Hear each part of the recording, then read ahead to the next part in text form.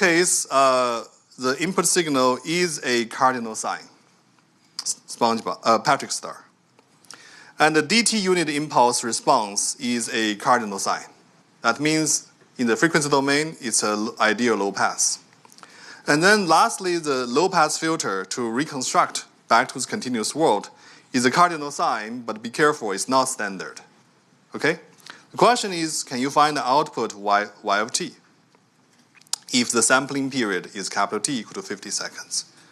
Okay, so first let's remind ourselves that these are cardinal signs. So let's remind ourselves that, sine of, that's my uppercase W, Wt divided by pi t, this is the cardinal sign, right? Its Fourier transform is nothing but a rectangle in the omega domain. And then the cutoff frequency is exactly those W's. Okay, and the height is 1. So Patrick star on the left in the time domain, SpongeBob on the right in the frequency domain. Okay? So in other words, so this is equal to 1 when omega's absolute value is less than or equal to the cutoff. Okay? And 0 otherwise. Okay? So let's pay attention that what is omega m? Okay? So in our case,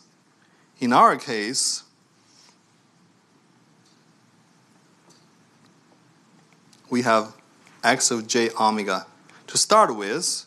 So this is a Fourier transform of x of t, which is sine 75 pi t divided by pi t. So our W is 75 pi, right? So let's get 1, 2, 3, 4, 5, 6, 7, 8, 9.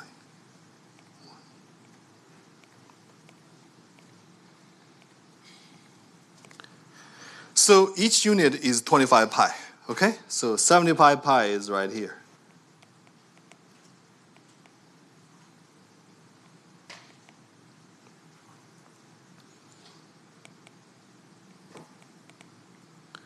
And the height is going to be 1. Yeah.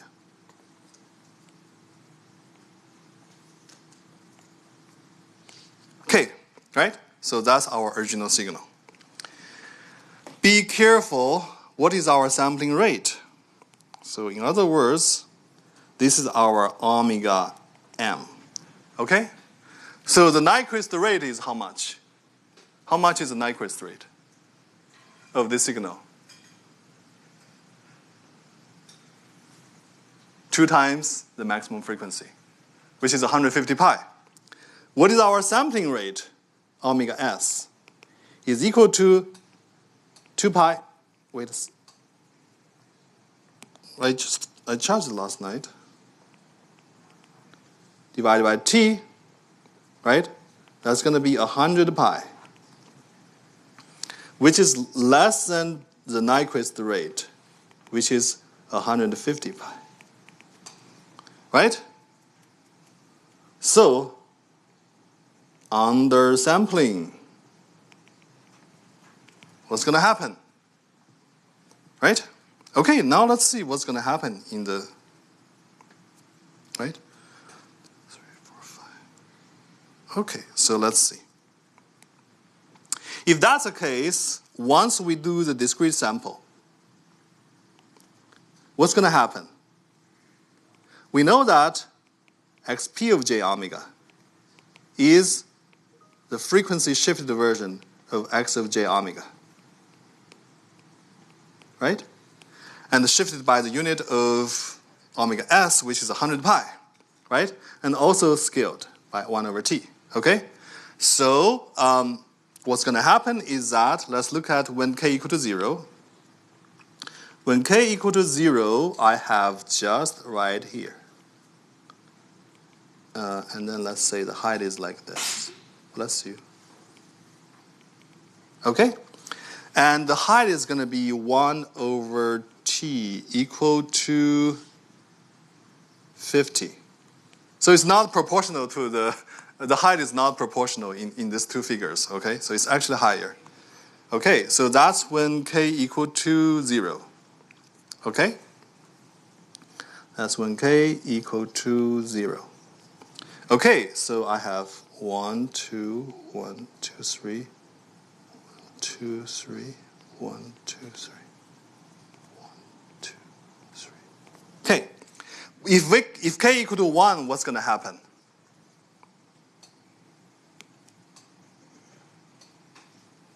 If k equal to 1, the left was at minus 75 pi. So it's going to move to 100 pi plus 75 pi, plus minus 75 pi. So it's going to start at 25 pi. Right? And the right-hand side was 75 pi. Sorry, the rightmost point is going to shift to 175 pi. Is that right? Right? So 100 pi, 125 pi, 150 pi, 175 pi. So it's going to be here. So it's going to start from 25 pi and then span 6 units, right? 1, 2, 3, 4, 5, 6. It's going to end here.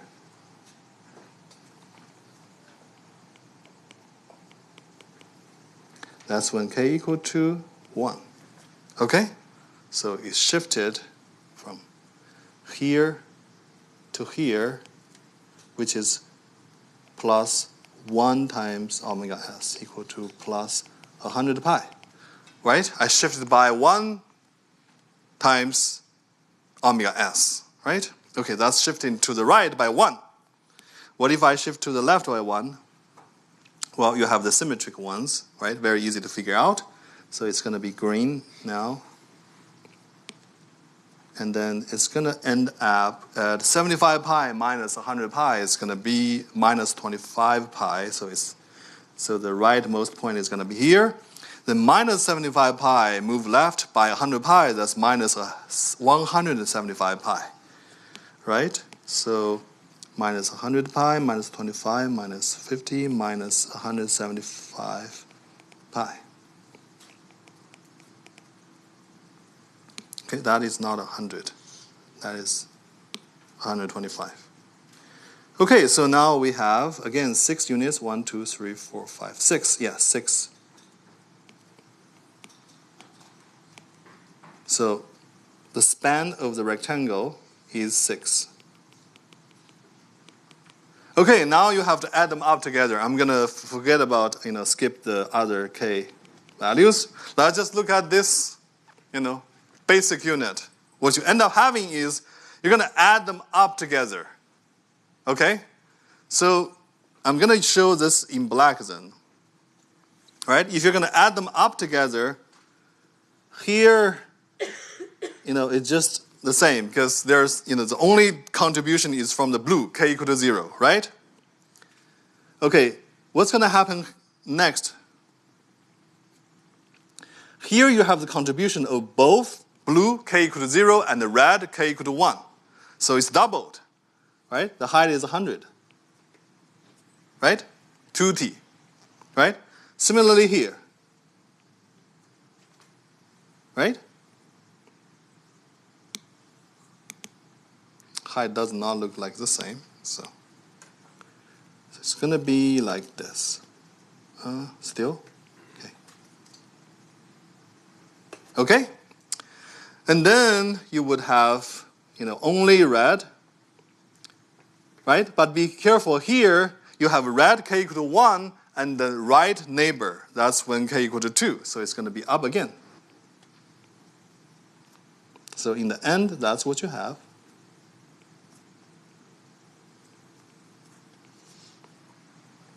Okay? So it's like a wall of a castle, right? So that's your outcome. And what is this called? Aliasing. Because you're undersampling, therefore in the frequency domain, Fourier domain, you have the aliasing. The higher frequency, for instance, red, falls back to the lower frequency, the blue, and then result in that heightened, right, changed portion. Okay, so then good, right? This is going to be the consequence we live with. Now, we go from the sequence in CT to, we go from the impulse in CT to sequence in DT. Nothing changes except the unit. So this is omega, and now we change this to, have more space so I don't have to.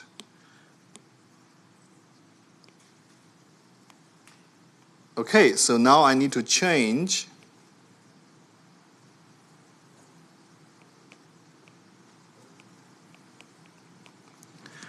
from the CT impulse to DT sequence, and all it does is changing the unit of the frequency. It's the same as xp of j omega, the previous plot, the same shape, except that unit changed, okay? So that's when omega is capital omega divided by t, okay? So that means what? That means capital omega, right? So this is, that means capital omega is like t times omega, which is omega divided by 50. Is that right? Okay, so 1 over t is, t is 1 over 50. So, okay, so it's the same shape we have here. The same height like before. However, the only thing you change is the label of the critical points. Okay, I don't change the axis. I only change here. So now it becomes 25 pi divided by 50 equal to half pi. Is that right? And then here at the height in the center of the high wall, you have pi, right? And here you have 3 pi. And here you have minus pi and minus 3 pi. So at odd multiples of pi, you have the center of the high wall. Okay? And then at the even multiples of pi, you have the center of the low wall. Right? Isn't that beautiful? Okay, so that's the only change, right? Because when you go from the impulse to the sequence, you only change the time unit, okay? The shape of the Fourier spectra does not change. Okay, now, next, we have a x of t now, x of n now, a dt signal. Now we can process the dt signal using a dt system whose frequency response is h sub d. Okay, so what's going to happen is that we have, I'm going to show it separately. So now what's going to happen is, we're feeding this x of n to a system hd of n, and the output is y of n. That's in the frequency domain. That's in the time domain. Okay. Okay. Let's see what this hd of n looks like. So we already know that hd of n is sine a quarter pi n divided by pi times n, right? Did I have a t there? Yeah, that was fine. So this is the same, what? Patrick star, excuse me. It's a cardinal sign, Patrick star. So in the frequency domain, this is our hd of e to j omega. This is a discrete time, right? Low pass filter. So it's a rectangle, right? So the height is going to be 1. And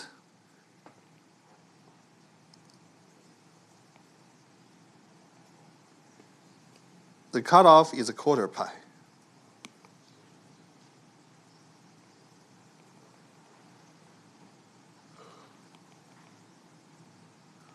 Okay? Okay, so what we have is this one. It's a rectangle. Okay? And the height is 1. Is that right? Okay, now we need to multiply them together.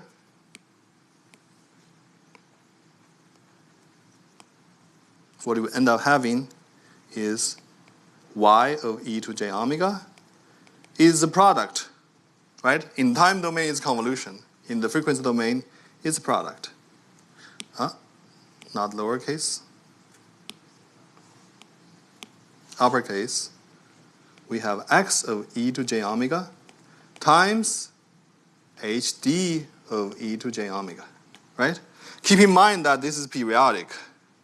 So it's going to be around periodic with the fundamental frequency of 2 pi. So here the center is at 0. When you shift it by 2 pi, it's going to be right here.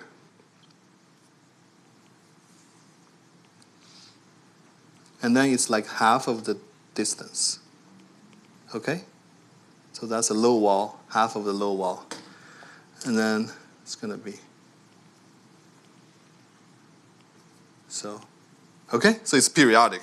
When you multiply them together, what you end up having is that your dt processing always crop the low wall. Is that right? So when that happens, and it's multiplying by 1, so the scale or the height does not change. So the height is still 50 here, right? That's 1 over t. So what you end up having is height is 50, and then it's just right here. Okay? Height is 50, and then we have minus half pi, minus a quarter pi, and plus a quarter pi. Okay? So that's what you have. And similarly here. And here you have 2 pi and minus 2 pi. So on the left you have minus 2 pi minus a quarter pi.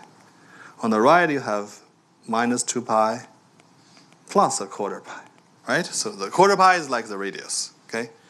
Here in the middle you have 2 pi. Again, it's shifting by a fundamental frequency of 2 pi. On the left point you have 2 pi minus a quarter pi. On the right, you have 2 pi plus a quarter pi. Okay? So that's our y of ej omega. Okay, so, and then I can write this one in red, and that's what the figure above means. Right? So that's a red hd of e to j omega. Okay, now, where are we? Where are we now? Look at the system. We are here. We get the dt output. Almost there, okay? How many more steps? Can anyone count? 1, 2, 3. 3 more steps, okay? All right. Now that what we are showing is that we are undersampling, we are seeing the aliasing, right? And then let's see what the final output looks like, right? Okay, so now you have the dt output, right? What's going to be the next is you're going to convert the dt output sequence into a ct output impulse. Make sense? So capital Y becomes capital Y sub p, right? And what you do is nothing changes except the frequency unit. Okay, so that's our Y sub p, e to, not e, okay, this is a dt, I'm sorry, this is a ct, so it's an impulse.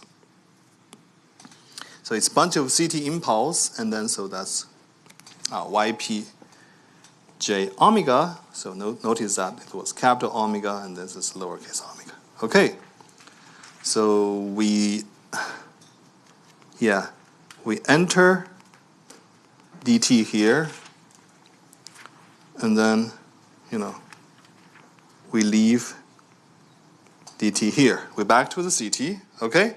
So this is the same as above, y of e to j capital omega, except that right? You can set capital omega equal to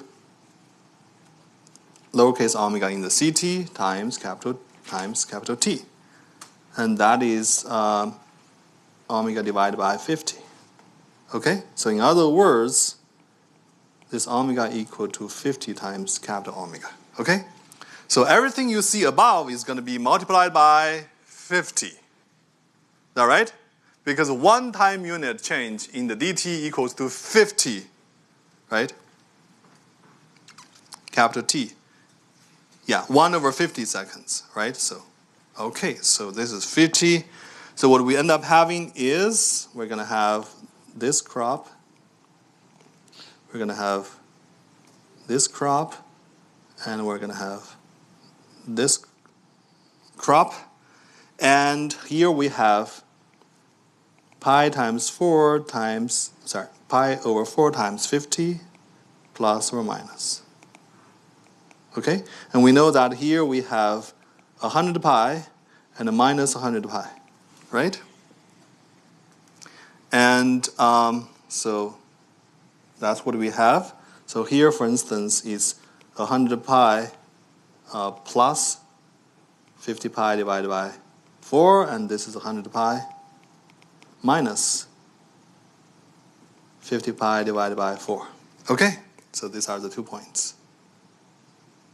Okay, now we have to do the low pass filter, right? So that we can only crop just one frequency, right? However, be careful. Be careful because our low pass filter is tricky. So now our low pass filter, also shown in red, okay? Look at what it looks like. Our low pass filter is following. It's sine 100 pi t divided by pi t in the time domain. Okay, so sounds good. So that is, means in the time domain, it's sine 100 pi t divided by pi t, right? Right? So that means W is 100 pi, the cutoff, right? But be careful, the height is going to be 1, right? And the cutoff is 100 pi, right here.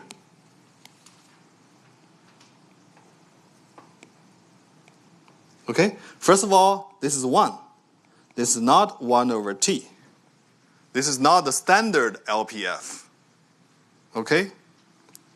So back then, the height was 50 here, I think. Yeah, the height was 50. Right here. 50 here, and then keep it 50. Okay? But now it's going to be multiplied to a non-standard LPF. The height is, right, 1 over t, and also the cutoff, right? The cutoff is 100 pi, right? Which is not equal to half of omega s. So not standard. The height and the cutoff frequencies are not standard. When you cut them off, right, in the end, what do you have? In the end, what you have is a single crop and a half crop here. And a half crop here. Isn't it? Right? It just only has a half for the 2 wings. Okay, so that is our y of j omega, which is equal to the product times HL j omega. Okay? Do we agree? All right, so now let's try to figure out y of t, what y of t equals to. What y of t equals to is going to be the, inverse Fourier transform of y of j omega. Is that right? So the height is going to be 50, so it's going to be, 50 times 1 equal to 50, right? So it's going to be a 50, okay? With a big something, right? So first of all, we can look at the center. What this one equals to. Right? This is a SpongeBob in the time domain, Patrick star. What's our W? 50 pi divided by 4. Right? So this is nothing but sine 50 pi divided by 4t divided by pi t. Right?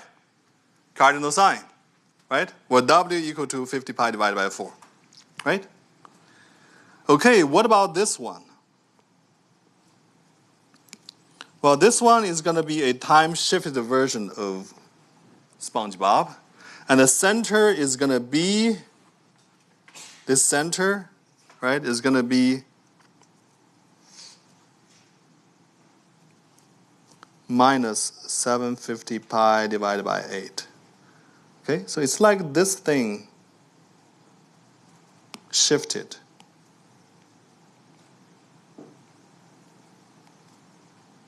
To the left or to the right by 750 pi divided by 8. Okay, so now tell me what's a black? What's a black signal equal time domain? The black one is sine. The width is the half width is 50 pi divided by 4 times 1/2 equal to 50 pi divided by 8. So it's 50 pi divided by 8 sine omega t divided by pi t. Is that right?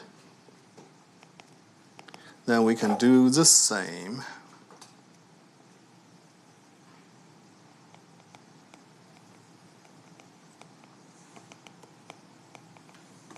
However, each of them is frequency shifted. Frequency shift corresponds to what change in time?